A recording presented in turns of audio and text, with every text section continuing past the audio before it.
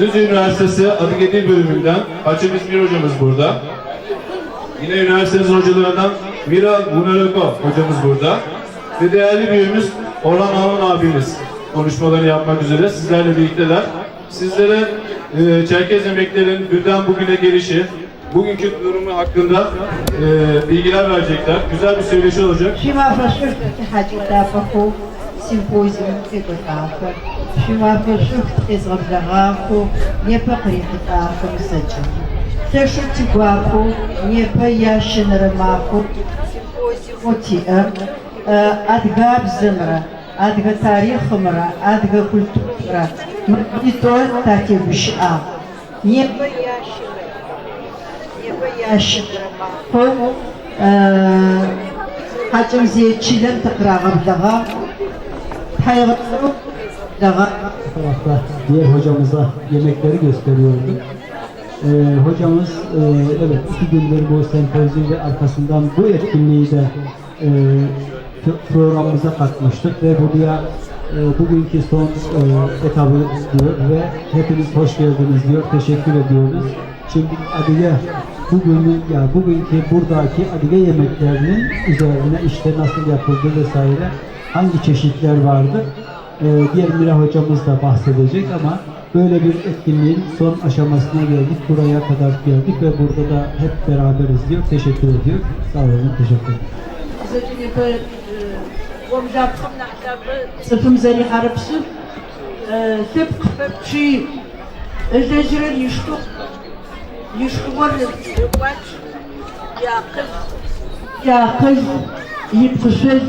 Arşiv Adıgami yeştukuk zarfı hakim yeştuku kışıpıçığı gomlapıkır sepkım gomlapıkıra uma sepkır kıraşı aşkı şunu okuyun Adıgami teşekkür ahma şişuku zos zakaptağıtız anım kıtrağı uçağım sepsağıtı Adıgı kızarası jüri şips pastırım şimdi mahadı şurada ahir kızı koçu adıgı sıkıp ağıpıdığım afu ağımda kıkır arışı niye bizi kıkıp ağım kuduşkın yıgıtı ışkın yıgıtı ışkın zaygaşkın yıgıtı ahacın yıgıtı şunu adıgım sıkıtağım İdanı kodukumda kıkıp yaptı iştahım kıkıp Tüm olanakları yaratırken de kendine has yemeklerini de orada yapıyor ve yiyor. Artı yedireceği insanlarla beraber olduğu zaman ve bunlar da yedirebildiği zaman kendi kültürünü tanıtmış oluyor. Bu tanıtımlarda tabii ki kolay olmuyor ama Çerkezler denildiği zaman ilk akla gelenlerden de Çerkez tavuğu, Türkçesinde söylersek Çerkez tavuğu bu baskeşif deniliyor. Bunlar üzerine biraz önce de masadaki yiyecekler göz attım diyor ve bunları size tekrar anlatacağım diyor ve bu yemek kültürünün nasıl oluştuğunu, nasıl geliştiğini ve buralara kadar farklı yerlere gitseler de onları götürüp onları devam ettirdiklerini görüyoruz diyor. Onun için seviniyoruz diyor. Devam edeceğiz diyor. Yepuşkunum hacımızı anlatıyorum. Ana adıgır şipsu tepki zarfı hağa çöpüm imzakı karadığın yapız şipsu kırım zık Зачем я хотел, зачем ты упарми, Москва упарми, Санкт-Петербург упарми, поезд приезжал. А куда поезд ты сейчас? Арсы Türkiye'mi yapıtı şişiyorsunuz, bakın Türk'ün payır, şu ağaçlar şıkılsa kısıyorsunuz, au adı payırı, şimdi kapıyorum, Tuçanıkım açıktı, sıfır çok yetiştim, abi şefiştir, aşıştır, arız mı karadım onu, adımı yapmayı Türkçe, yapmayı zihacı, zıcımıza tasavvuf edip kısıyoruz. Aş beshafu adıgım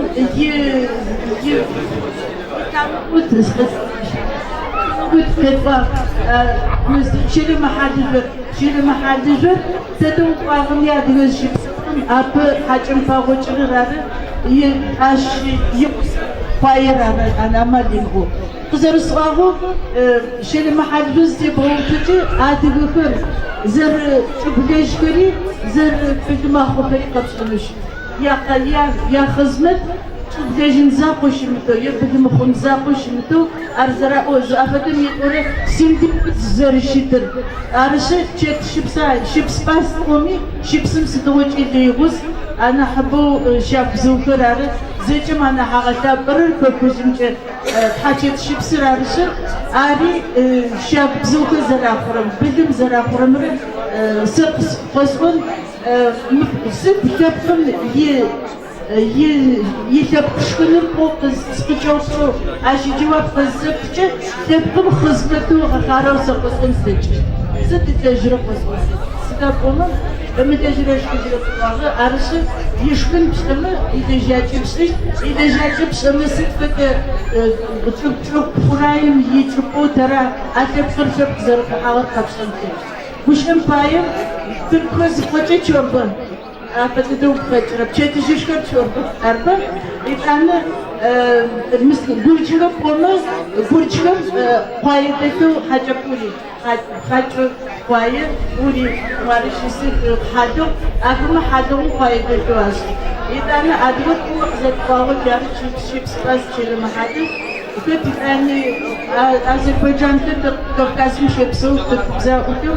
Akımı kavurma bunu Azerbaycan kapsayıcıları. Uğraşlar onu, uğraşlarını sıda uğra, sıd fişkilir zıpıcı, şide kaşın, işe laşa koy. Akımı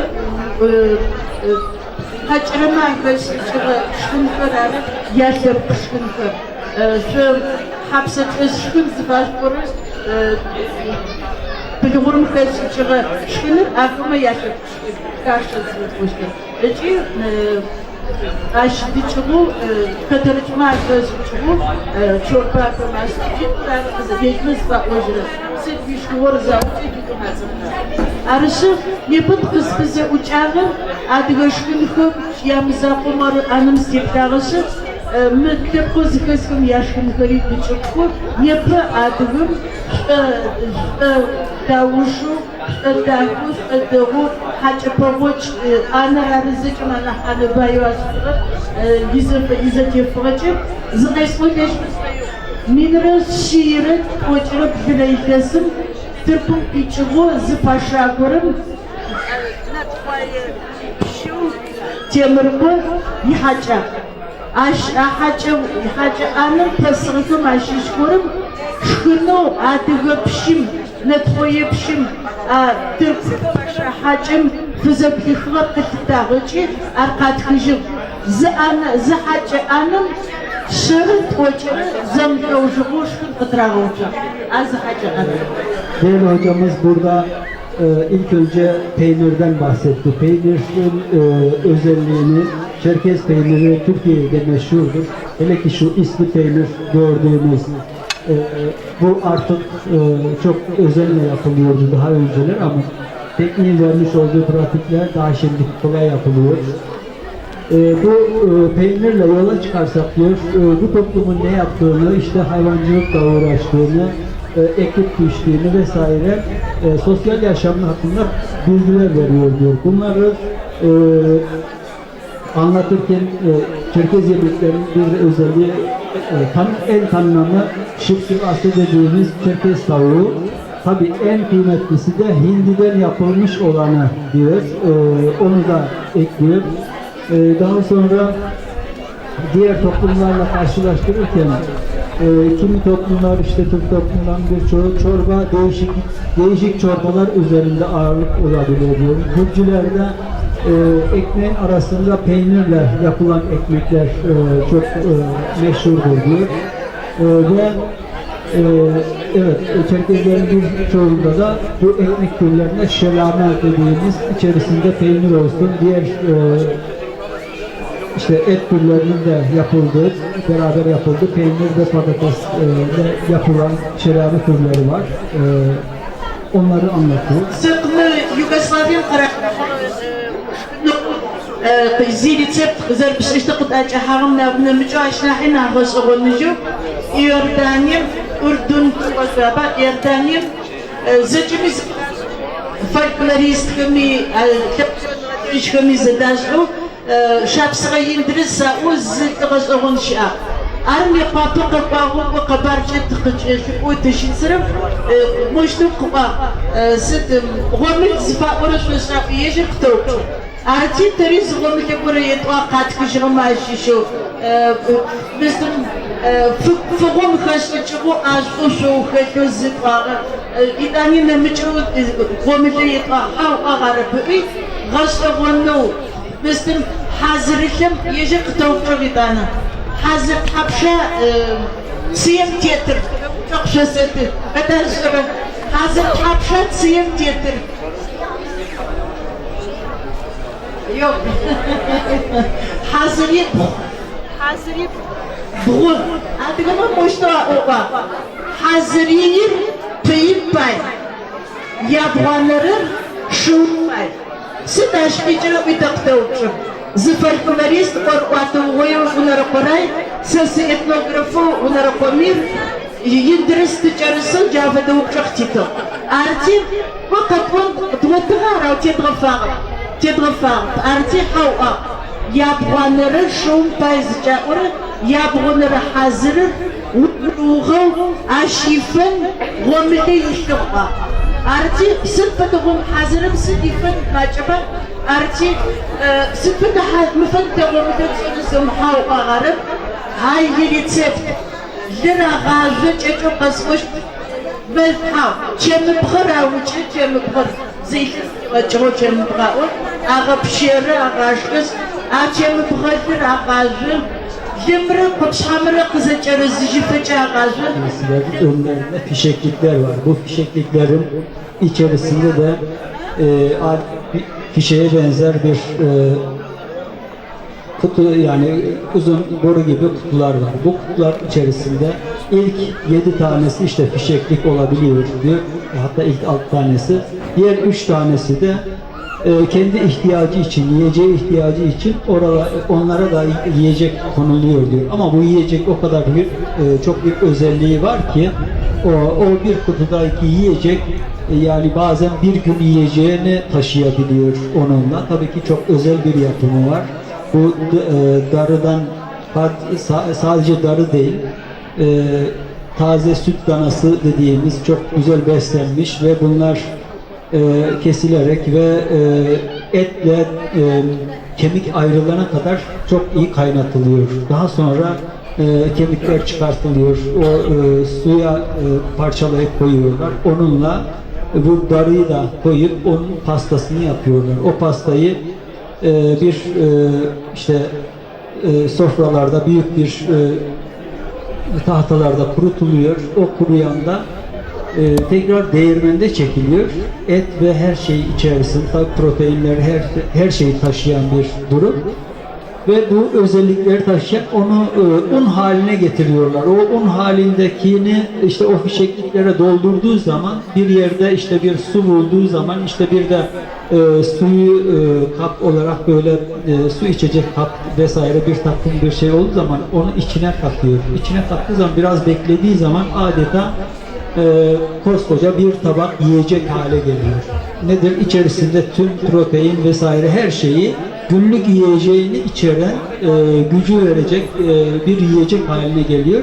İşte onunla atlı çok uzun yolda yürüyebiliyor, gidebiliyor diyor. Böyle bir özelliği var. Tabii bunun bu özelliği taşıyan şu, yani atlının yiyeceği anlamında gelen bir yiyecek. Bunu Ürdün'den getirdik tekrar diyor. Ürdün'le Şapsıga İndiriz, Şapsıga bölgelerinden İndiriz mecacilerden diyor. İndiriz adında bir isim. Ürdün'den gelince işte Adigelerin yiyeceklerin özelliklerinden birisi, yani çok özel bir yiyecekler.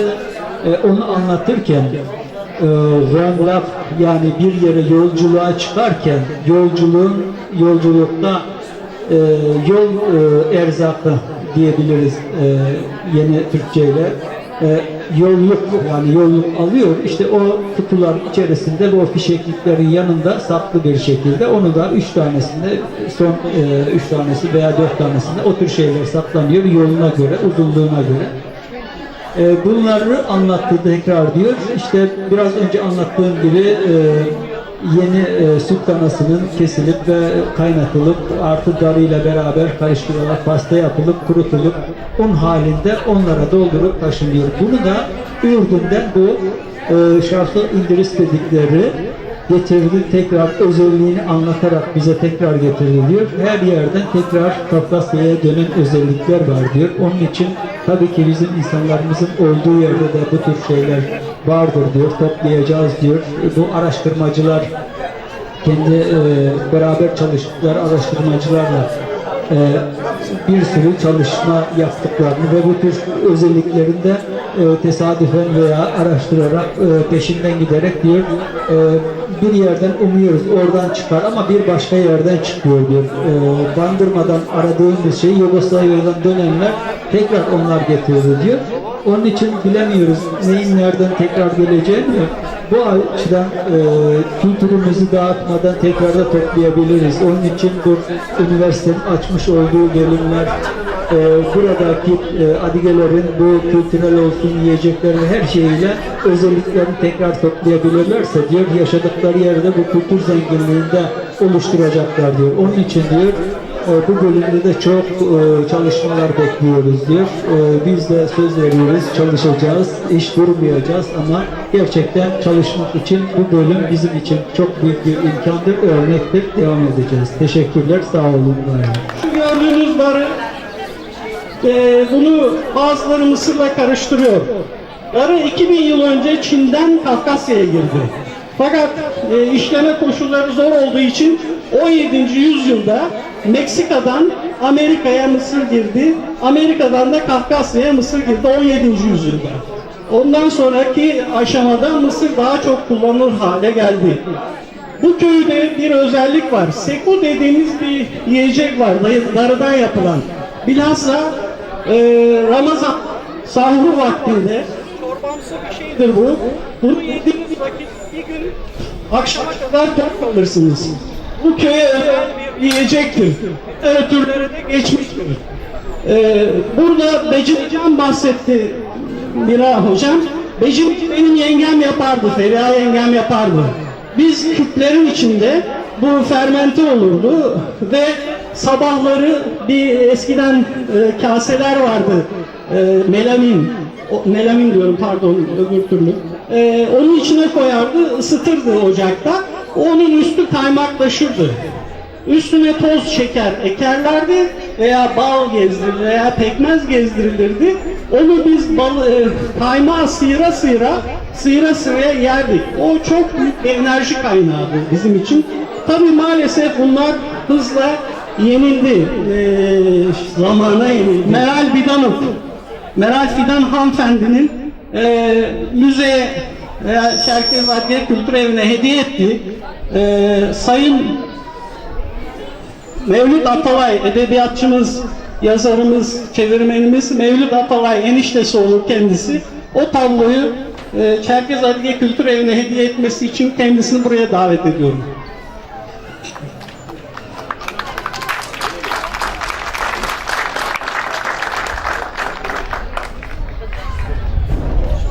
Bu tablo sevgili Meral Fidan'ın Çerkez Adige Kültür Evi'ne hediyesidir. Çok teşekkür ediyorum.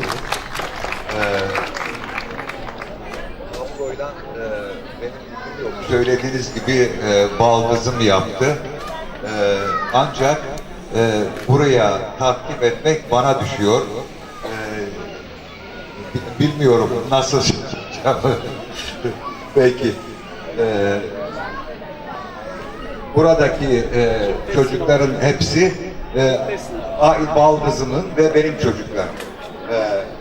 Bir de arkadaşlarımızın çocukları. Meral Hanım bunların hepsini bir araya getirdi. Dün akşam konuştuğumuz zaman şöyle demişti. Eğer müzede uygun yer yoksa Adige Dili ve Edebiyatı Fakültesine götür. Buraya verme. Fakat herhalde buraya nasip olacak. Ben dekanımızın karşısında bir söz vereyim gıyaben. Sizin için de bir tablo yapar inşallah. Teşekkür ediyorum. Adige Cumhuriyeti'nin Kafkasya'nın önemli ressamlarından Tevçeş Ketin orijinal 1976 yılı yapımı tablosu Sayın Emre Altın hocamızın takdimini istiyorum.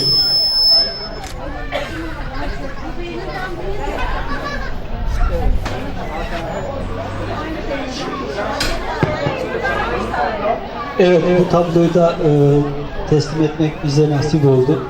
Şimdi kendisini geçen yıl Düzce'ye gelmişti. Ormanlarda gece gündüz bu dağlarda kalıyor. Ressamdı. Oralarda sakin kafayla düşünerek resimler yapıyordu. Zannedersem 1-2 ay kaldı yani orman içerisinde. Çok geç saatlere kadar oralarda oturuyordu, izliyordu. Ona göre kendi düşünceleriyle tablolara yansıtıyordu. Demek ki ressamlıkta böyle bir şey. Orada tanıdım ve onun tablosunu da teslim etmek bize düştü. Çok teşekkür ediyorum kendi yazara, burada ya tablocu, ressama ve sizlere bunu veriyorum. Sağ olun. Hocam bir fotoğraf alalım şöyle de hocam.